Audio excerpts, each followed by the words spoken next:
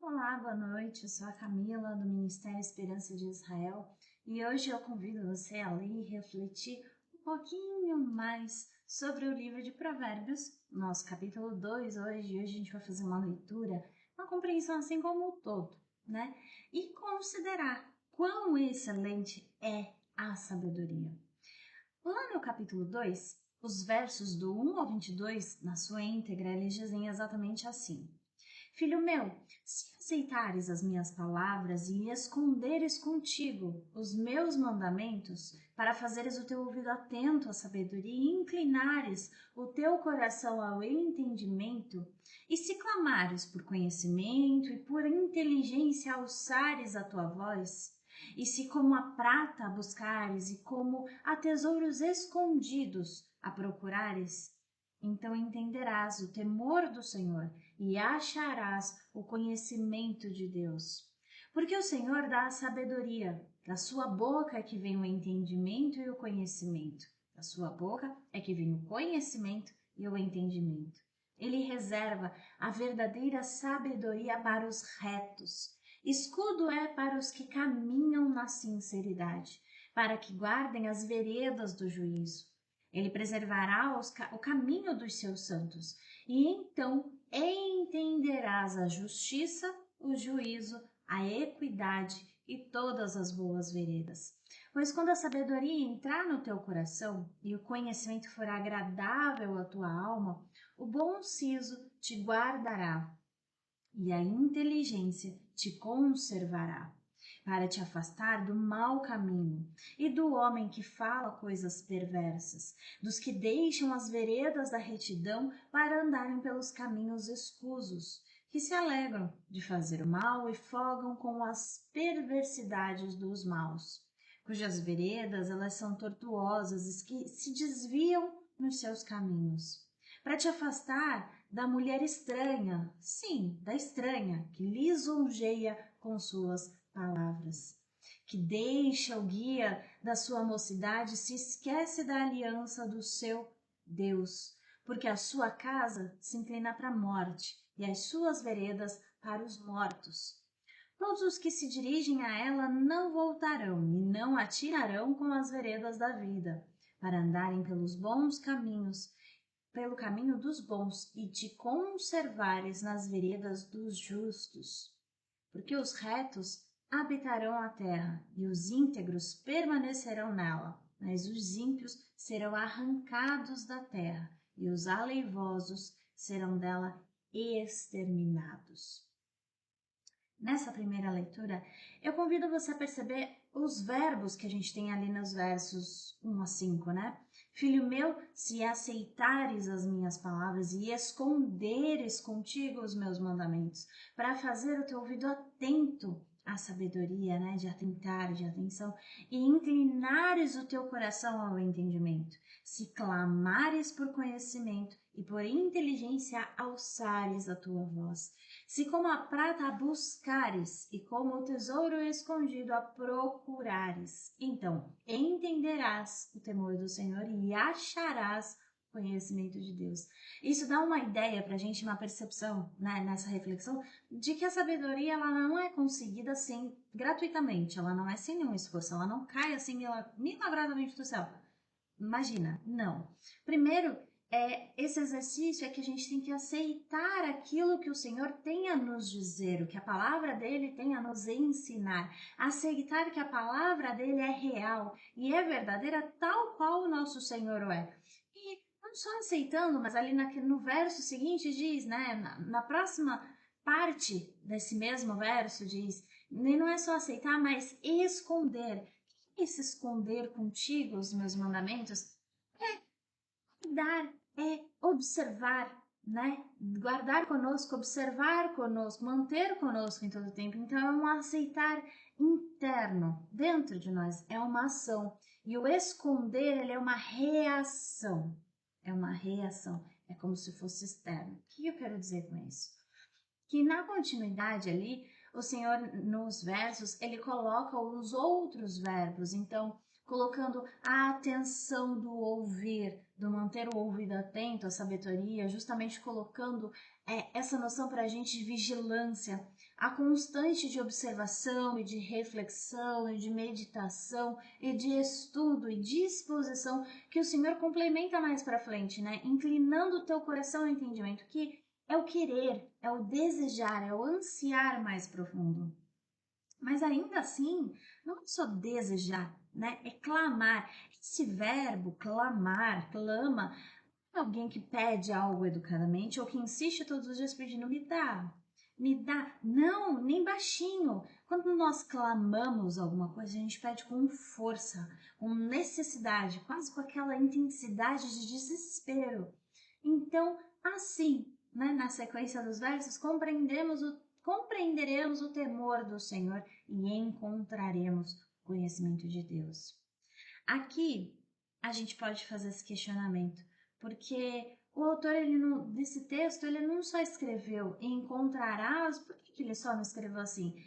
Se assim, né, de toda essa forma você fizer e buscar e desejar e ansiar e atentar e observar e guardar, você vai encontrar o conhecimento de Deus. Mas não, ele colocou assim, antes de encontrar o conhecimento de Deus, vai encontrar o temor do Senhor. E aí a gente pode se perguntar, por que isso antes? E nós precisamos relembrar, né? Os mandamentos do Senhor, por quê, né? Os mandamentos do Senhor, eles são pautados na sabedoria de viver do modo justo, do modo sábio, do modo correto, do modo verdadeiro, em relacionamento com Ele.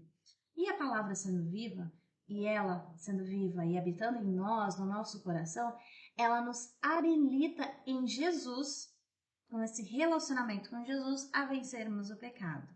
Tá, por que eu tô relembrando isso? Porque não é só saber alguma coisa ou entender alguma coisa, é sobre aceitar a verdade da palavra de Deus, conhecer mais profundamente a verdade da palavra de Deus e praticar a palavra da verdade, que é a palavra de Deus. Então, não é sobre o sucesso de intelecto e de inteligência de saber as coisas, e sim sobre um crescimento e um sucesso espiritual. É mais do que conhecer os versos da Bíblia, mais do que decorar muitas vezes passagens que às vezes a gente decora, mais do que explicar de forma bonita e eloquente e didática. Isso são habilidades da carne, do homem, do corpo, elas são habilidades humanas e elas são habilidades treináveis, as pessoas conseguem treinar e atingir esse nível, né, de didática e de eloquência. Mas temor, a gente busca compreensão daquilo além do que a gente vê. Então a gente busca auxílio e entendimento do Espírito Santo, para que a palavra de Deus ela faça mais do que essa ligação maravilhosa dessas sinapses que a gente tem na nossa mente, ela faça mais do que isso, que ela já pode fazer, né? Mas que ela faça muito mais do que isso, que a palavra de Deus, né, com o entendimento e o auxílio do Espírito Santo, ela possa curar a gente, ela possa nos fortalecer, ela possa nos libertar.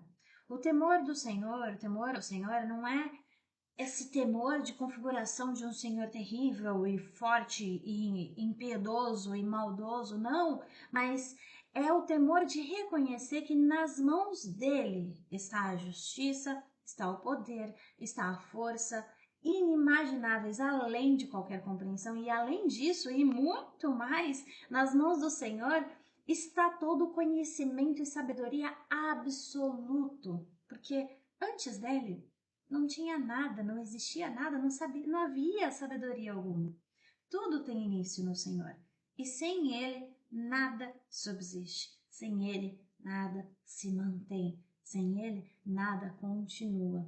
Se a gente for discorrer sobre a reflexão da continuidade ali do texto do capítulo 2, a gente observa que fala exatamente sobre isso quando ele continua, porque o Senhor dá a sabedoria da sua boca e que vem o conhecimento e o entendimento, e ele reserva a verdadeira sabedoria para os retos, que buscam, que insistem, que persistem.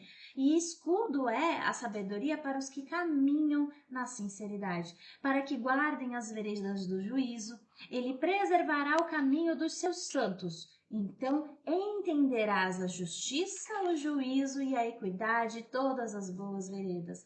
Pois quando a sabedoria entrar no teu coração e o conhecimento for agradável à tua alma, o bom siso te guardará e a inteligência te conservará. Existe um momento quando você busca viver segundo a palavra de Deus, que nós sabemos que existe aí um desafio de viver segundo a palavra de Deus, mas nós temos o auxílio do Senhor também para viver segundo a palavra dele. Então existe um momento quando a gente decide, né, e a gente busca e insiste, persiste em viver segundo a palavra de Deus, que as coisas que antes a gente realizava com muito esforço, né, confrontando a gente mesmo, fazendo sem o nosso eu querer fazer, né, elas se tornam prazer e depois elas se tornam uma necessidade. Vou dar um exemplo simples, por exemplo, orar. Orar no início da vida cristã é um esforço, mas com a continuidade desse exercício, né, que é imprescindível, que é um exercício de fé, que é um dos nossos exemplos, né, de exercício de fé, orar se torna um prazer. Orar a Deus se torna um prazer. E depois de se tornar um prazer, se torna uma necessidade, a ponto de, se é algum momento, o dia começou, se você está vivendo aquele dia e você não orou em nenhum momento, você tem a sensação de que algo está faltando, de que você está sentindo falta de algo que você precisa orar, vira uma necessidade. Mas diferente, você pode estar pensando, mas isso é uma construção de um hábito. Não, diferente do hábito que você constrói, os exercícios que nós temos de fé, oração, jejum, estudo da palavra de Deus, ele nos aproximam mais do Senhor. E aí, ao invés da gente entrar na zona de conforto, que é o que um hábito é quando você faz alguma coisa de forma automática, ao invés disso, eles nos estimulam. Eles nos estimulam a fazer mais, para fazer melhor, a fazer diferente, pensando sempre em como agradar ao Senhor. E muitas vezes até refletindo se naquele exercício da fé nós estamos falhando. E nós começamos sempre a buscar melhorar aquilo que nós achamos que estamos falhando, que estamos percebendo que estamos falhando, mas sem aquele sentimentalismo que deprecia, que deprime, que entristece, não, mas com a convicção de que a gente precisa de ajuda e que a gente tem no Senhor um ajudador para a gente superar as nossas dificuldades e fazer mais e melhor por Ele. E a gente tem esse ajudador que nos instrui e nos auxilia em todo o caminho, que é o Espírito Santo de Deus. Então, assim, a gente se preocupa menos com as nossas necessidades e desejos do dia a dia. E a gente se preocupa mais com o próximo, com o caminho para a vida eterna, com a obra de Deus, com viver para Jesus e por Jesus em todos os nossos dias. E em glorificar o nome dele sendo a nossa melhor versão e fazendo o nosso melhor, da nossa melhor forma. Em estar sempre, nos preocupar em estar onde Ele quer que nós estejamos, para alcançar as pessoas que precisam dele. Então, nessa busca, né, de exercício, busca constante, exercício constante, esse capítulo ele diz exatamente isso. A gente é afastado do engano, nós somos afastados de tudo aquilo que perverte. Nós já não entramos em situações onde nós negamos ou negociamos a nossa fé. Né? Nós nos tornamos assim sóbrios pela excelência da sabedoria que vem dos céus. Né? Nós nos tornamos sóbrios perante aquilo que seduz e que ilude, que é a metáfora apresentada pela mulher, apresentada na forma de mulher estranha no texto, né? A gente se torna afiado, graças à sabedoria que vem dos céus, na percepção do que é enganoso, do que é falso, do que é leviano. Porque a gente está mais concentrado no caminho da verdade do que naquelas coisas que parecem ser o caminho da verdade. E tudo aquilo que se parece, mas não é, não se sustenta por muito tempo. Essas são as nossas reflexões dessa noite no capítulo número 2 do livro de Provérbios. Eu espero que essa palavra ela tenha sido bênção para você e eu agradeço de verdade a tua companhia nessa noite. Se assim o Senhor permitir, na próxima quinta-feira vou estar aqui de novo falando mais um pouquinho de reflexão sobre o livro de Provérbios, sobre a continuidade de ensinamentos que nós temos para aprender em relação à sabedoria. Eu agradeço uma vez mais a tua companhia até aqui e que Deus te abençoe.